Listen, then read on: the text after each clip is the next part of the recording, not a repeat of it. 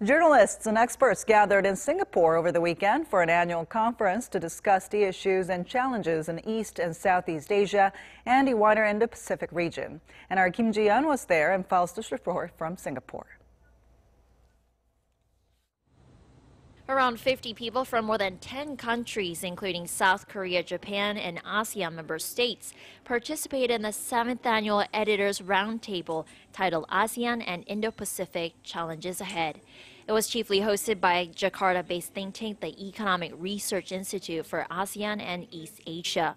Participants discussed a number of issues that affect the region, including some of the main themes at this year's World Economic Forum on ASEAN, which was held in Hanoi last month.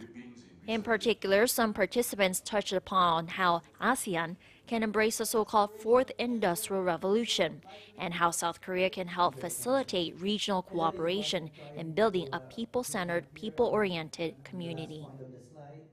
So South Korea developed a new southbound policy in order to connect Korea with Southeast Asia. So that is very promising for the regions.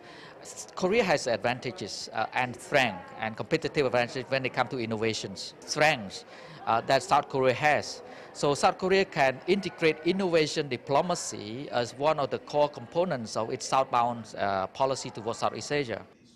Participants also touched upon economic, political, and security issues, with the last session focused on the prevalence of so-called fake news in East Asia.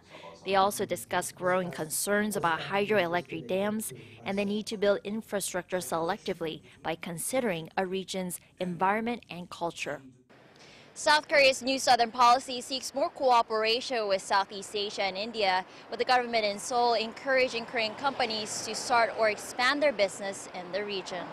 Kim Ji-yeon, Arirang News, Singapore.